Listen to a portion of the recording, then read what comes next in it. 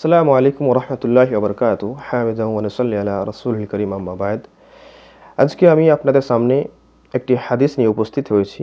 সেই হাদিসটি হচ্ছে এই যে আবু সাঈদ আল খুদরি রাদিয়াল্লাহু তাআলা আনহু তিনি বলেন যে আমরা এক জায়গায় বসে দাজ্জালের ব্যাপারে আলোচনা করছিলাম। সেই সময় রাসূল সাল্লাল্লাহু আলাইহি ওয়াসাল্লাম আমাদের কাছে আসলেন, এসে বললেন, আলা উখবিরুকুম বিমা হুয়া আখওয়াফু আলাইকুম ইনদি মিনাল মাসিহিদ দাজ্জাল। রাসূল সাল্লাল্লাহু আলাইহি ওয়াসাল্লাম বলেন কি আমি কি তোমাদেরকে এমন এক খবরের ব্যাপারে না বলে দিই যেটি হচ্ছে আমার নিকটে দাজ্জালের থেকেও ভয়ঙ্কর। তো সাহাবাকরাম বলেন সাহাবাকরাম বললেন কে বালা, কেন না বলেন। ক্বালা, তো রাসূল সাল্লাল্লাহু আলাইহি ওয়াসাল্লাম বলেন আশরিকুল খাফি, সেটি হচ্ছে একটি গুপ্ত শিরক। তো রাসূল সাল্লাল্লাহু আলাইহি ওয়াসাল্লাম তারপর গুপ্ত শিরক কি সেই জিনিসটাকে আবার ব্যাখ্যা করে বলেন ইয়াকুমুর রাজুল ফায়ুসাল্লি ফায়ুযায়্যিনু সালাতাহু। তো রাসূল সাল্লাল্লাহু আলাইহি ওয়াসাল্লাম বলেন কি এক ব্যক্তি যে নামাজের জন্য দাঁড়ায়, আবার সে নামাজ পড়ে, আর আবার নিজের নামাজকে আবার সুন্দরভাবে পড়ে।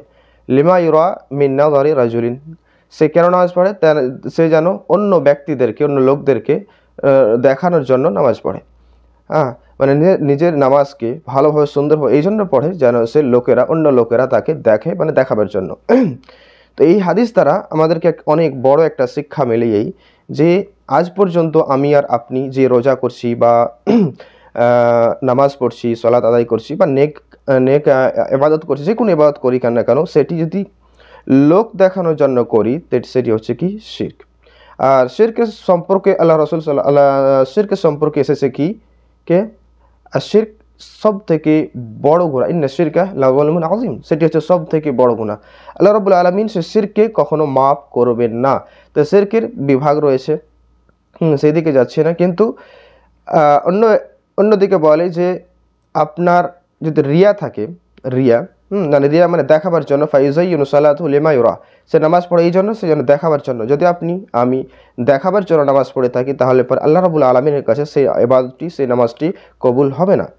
কেননা এখানে নামাজের মধ্যে, ইবাদতের মধ্যে ইখলাস থাকা জরুরি, অপরিহার্য। আল্লাহ রাব্বুল আলামিন বলেন কে তোমরা নামাজ পড়ো, তুমি নামাজ, রোজা, হজ, যাকাত যা কিছু করো আমার জন্য করো, আমাকে দেখাবার জন্য করো, আমার বান্দাদের দেখাবার জন্য নয়। তাই ইখলাস থাকা, ইখলাস মানে হচ্ছে কি যে কোনো ইবাদত করো না কেন আল্লাহ রাব্বুল আলামিনের তাকাররুব হাসিল করার জন্য, তাকাররুবকে অর্জন করার জন্য, এবং আল্লাহ রাব্বুল আলামিনকে আল্লাহ রাব্বুল আলামিনের ভালোবাসা পাওয়ার জন্য ইবাদত করা যায়। সেই ইবাদতে অন্য কারো দাখাল থাকবে না, সেই পরে সেই নামাজি ইবাদতটি ইখলাসের মধ্যে এসে থাকবে। তো এবার ভেবে দেখেন যে আমাদের বাড়িতে যদি মেহমান আসে, আমার নতুন বিয়ে হয়েছে, আমি শ্বশুর বাড়ি গিয়েছি, সেখানে আমি লোক দেখাবার জন্য, আমার মেহমানকে দেখাবার জন্য, এবং কি আমার বাড়িতে আমি শ্বশুর বাড়ি গিয়েছি, নতুন বিয়ে হয়েছে, আমার স্ত্রীকে দেখাবার জন্য, আমার জামাইকে আমার শ্বশুর শাশুড়িকে দেখাবার জন্য আমি নামাজ পড়ে থাকি। আমি তো মসজিদে গিয়ে আমি নামাজ পড়ি, সেই নামাজটি হচ্ছে রিয়া, সেই নামাজটি হচ্ছে কি শিরক আল খাফি, সেটি হচ্ছে একটি গুপ্ত শিরক। সেই গুপ্ত শিরক কখনো মাফ হবে না, এবং কি সেই নামাজটি রিয়া হয়ে যাবে, সেটি হয় হাবা মানসুরা, সেটি বেকার হয়ে যাবে, বরবাদ হয়ে যাবে। আপনার ইবাদতটি আল্লাহ রাব্বুল আলামিনের কাছে কবুল হবে না। তাই আপনার যেই কোনো ইবাদত হোক না কেন, এখন বর্তমানে আপনার রোজা চলছে, রমজান চলছে, আপনি রোজা রেখে অন্য মানুষের সামনে বকবক যদি করতে থাকেন যে আমি রোজা রেখেছি, এই করেছি, এই করছি, এবং এই ইবাদত করছি, আমি সকালে এই টাইমে উঠি, পুরো রাত আমি কিয়ামুল লাইল করি, তাহাজ্জুদ পড়ি, আপনি তো এইরকম লোকদের সামনে বলেন, আর আপনার নিয়তের মধ্যে খোট থাকে এই যে আমি এই কারণে বলছি যেন আমার লোক আমার প্রশংসা করবে, তার প্রতি আমার ভালোবাসা সৃষ্টি হবে, এই ধরনের নিয়ত নিয়ে যদি, উদ্দেশ্য নিয়ে আপনি যদি বলে থাকেন, সেই আপনার ইবাদতটি হাবা মানসুরা হয়ে যাবে, সেই ইবাদতটি বরবাদ হয়ে যাবে, বেকার হয়ে যাবে।